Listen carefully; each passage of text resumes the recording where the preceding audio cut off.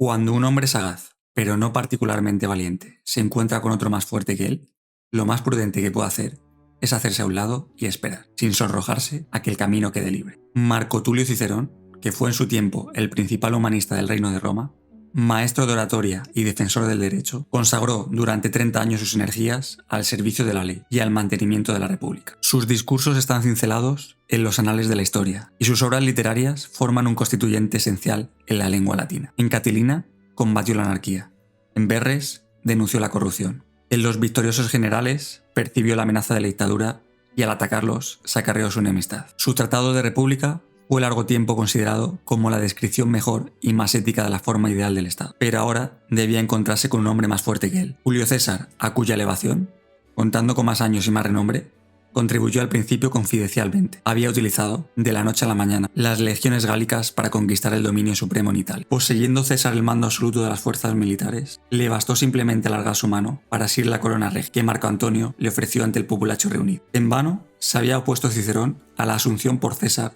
del poder autocrático cuando César despreció la ley, cruzando el Rubicón. Infructuosamente trató de lanzar contra el agresor a los últimos campeones de la libertad. Como siempre, las cortes demostraron ser más fuertes que las palabras.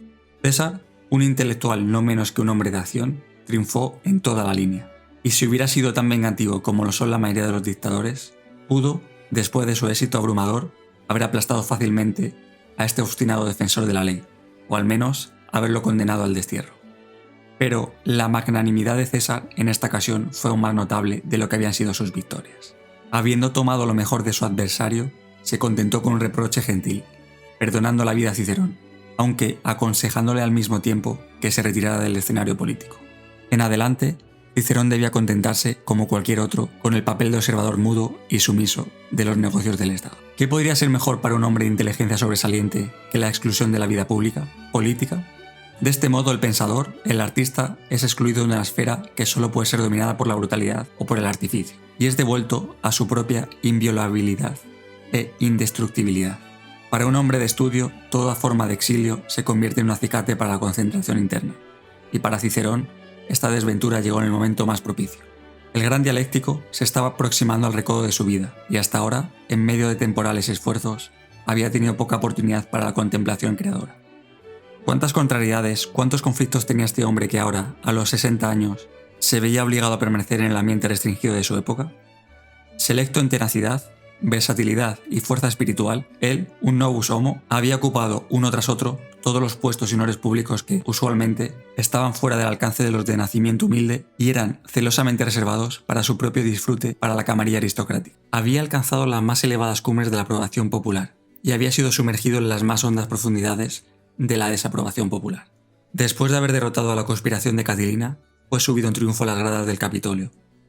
Fue enguirnaldado por el pueblo y fue distinguido por el Senado con el codiciado título de Pater Patriae. Por otra parte, se vio obligado a ir de noche, cuando fue desterrado por el mismo Senado y perseguido por el mismo populacho. No existía ningún cargo importante que no hubiera podido ocupar, ninguna dignidad que este infatigable publicista no hubiera alcanzado. Había dirigido procesos en el foro, había mandado legiones en el campo de batalla, como cónsul había gobernado la República y como procónsul las provincias. Por sus dedos habían pasado millones de sestercios, y bajo sus manos se habían fundido en deudas.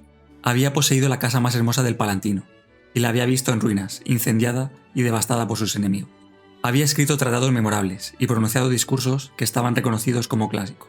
Había engendrado hijos y perdido hijos. Había sido a un tiempo osado y débil, a un tiempo tenaz y servil, muy admirado y muy odiado. Un hombre de disposición inconstante, igualmente notable por sus defectos y por sus méritos. En resumen, había sido la personalidad más atractiva y más estimulante de su época. No obstante, para una cosa, la más importante de todas, no había tenido ratos de ocio, pues no dispuso jamás de tiempo para dirigir una mirada interna a su propia vida. Incesantemente intranquilo por ambición, jamás había podido tomar decisiones sosegadamente, resumiendo con tranquilidad sus conocimientos y sus pensamientos. Ahora, al fin, cuando el golpe de estado de César alejó a Cicerón de los asuntos públicos, le fue posible a este atender con fruto a aquellos negocios privados que son, después de todo, las cosas más observadoras del mundo, y sin quejarse dejó el foro, el Senado y el imperio a la dictadura de Julio César. La aversión a la política comenzó a dominar al estadista que había sido expulsado de aquella. Se resignó con su suerte. Que otros trataran de salvaguardar los derechos de un pueblo que estaba más interesado en las luchas gladiatorias y otras diversiones similares que en la libertad. En adelante, él se cuidaría más de buscar, encontrar y cultivar su libertad interna, propia. De este modo, ocurrió que Marco Tulio Cicerón miró por primera vez reflexivamente en su foro interno, resuelto a mostrar al mundo para qué había trabajado y para qué había vivido.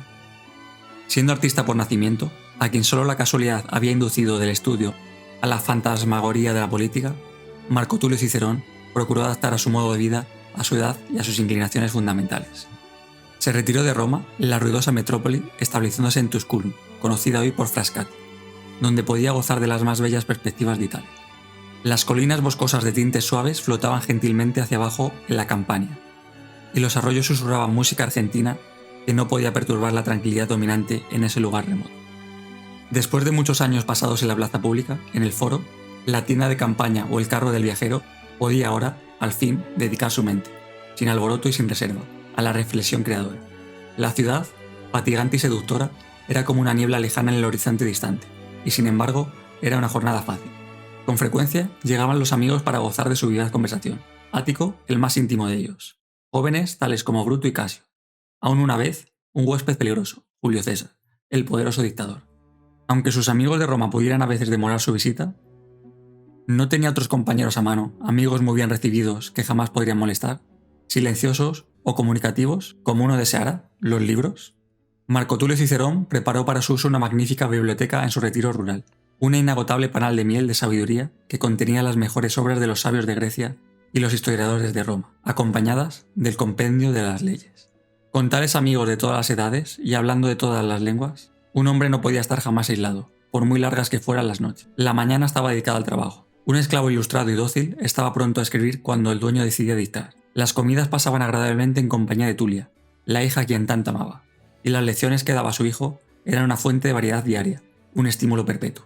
Además, aunque sexagenario, se inclinó a condescender con la más dulce locura de la vejez, tomando una esposa joven, más joven que su propia hija. El artista que había en él le despertó el deseo de gozar de la belleza no solo en mármol o en verso, sino también en su forma más sensual y más seductora. Así pues, a la edad de 60 años, Marco Tulio César Cicerón tuvo un hogar al fin, para sí mismo. No sería otra cosa que un filósofo, y no más un demagogo. Nada más que un autor y nunca otra vez un retórico. Señor de sus propios ocios, no ya como antes, el infatigable sirviente del favor popular. En vez de estar en la plaza pública redondeando periodos oratorios, dirigidos a los oídos de jueces corruptibles, sería preferible demostrar sus talentos retóricos gráficamente a todos y a varios, componiendo de oratore, para beneficio de los presumidos imitadores. Simultáneamente, redactando su tratado de senectud, trataría de convencerse de que un sabio genuino debe considerar la resignación como la gloria principal de los años declinantes. Las más hermosas, las más armoniosas de sus cartas, datan de este mismo periodo de recogimiento interno. Y aun cuando lo castigó la desgracia con la pérdida de su amada Tulia, su arte le ayudó a mantener la dignidad filosófica. Escribió las Consolaciones, que a través de siglos han proporcionado ecuanimidad a miles de aflicciones similares. A causa de esta fase del destierro, ha podido aclamarlo la posteridad como un autor excepcionalmente delicado, no menos que como un gran orador. Porque durante estos 3 años tranquilos, Cicerón contribuyó más a su obra y a su fama que durante los 30 que antes había despilfarrado en la vida pública. El exponente de la ley había aprendido al fin el amargo secreto que todos los empeñados en una carrera pública deben aprender a la larga: que un hombre no puede defender permanentemente la libertad de las masas, sino únicamente su propia libertad, la libertad que viene de adentro. De esta manera, Marco Tulio Cicerón, como cosmopolita, humanista y filósofo, pasó en el retiro un verano delicioso, un otoño creador y un invierno italiano, esperando pasar el resto de su vida alejado de intrusiones seculares o políticas. Apenas echaba una ojeada a los informes noticiosos diarios y a las cartas de Roma, manteniéndose indiferente al juego que no necesitaba ya más de él como jugador. Pareció estar curado del prurito del hombre de letras por la publicidad y haberse convertido en un ciudadano de la República invisible. No un ciudadano actual de aquella violada y corrompida república, que había sucumbido sin resistencia al reinado del terror. Entonces, un mediodía de un día de marzo del año 44 a.C., entró impetuosamente a la casa un mensajero jadeante y cubierto de polvo. Apenas hubo conseguido boquear su noticia de que Julio César, el dictador, había sido asesinado en el foro, cuando cayó inanimado sobre el piso. Cicerón se irguió repentinamente alarmado. No habían pasado muchas semanas desde que el magnánimo conquistador se sentara a esta misma mesa, y aunque él se había sentido inclinado casi al odio por su oposición al hombre peligroso del poder, cuyos triunfos militares habían contemplado con sospechas, nunca pudo dominar su secreta admiración por la mentalidad poderosa, el genio organizador y la buena índole del único respetable entre sus enemigos. Sin embargo, a pesar de la detestación del crudo argumento de la daga de un asesino, ¿no había César, no obstante sus grandes méritos y no obstante lo notable de sus logros, cometido él mismo el más atroz de los asesinatos? Parecidium Patriae, el degüello de la madre patria por el hijo. ¿No fue a causa de su genio sobresaliente por lo que Julio César había llegado a ser tan peligroso para Roma? Su muerte era deplorable, por supuesto, y sin embargo, el delito podía promover la victoria de una causa sagrada. ¿No podía ser resucitada la República ahora que César estaba muerto? ¿No podía la muerte del dictador conducir al triunfo del más sublime de los ideales, el ideal de la libertad? Cicerón, por lo tanto, se recobró pronto de su pánico.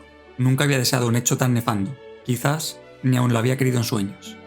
Bruto y Casio, aunque Bruto, mientras arrancaba el puñal sangriento del pecho de César, había gritado el nombre de Cicerón, invocando así al líder del republicanismo para que fuera testigo del hecho. No le pidieron jamás que se uniera a las filas de los conspiradores. Pero en todo caso, desde lo que ha sido hecho no puede ser deshecho, debería, si era posible, ser utilizado en ventaja para la República. Cicerón sabía que la senda hacia el restablecimiento de la República conducía a través de este cadáver real, y a él le correspondía mostrar el camino a los otros. Esta ocasión era única y no debía ser desperdiciada. Aquel mismo día, Marco Tulio Cicerón abandonó su biblioteca, sus escritos y el ocio santificado del artista. Con apresuramiento febril, se dirigió a Roma para defender los derechos de la República, como verdadera heredera de César, para defenderla simultáneamente contra los asesinos de César y de aquellos que tratarían de vengar el asesinato.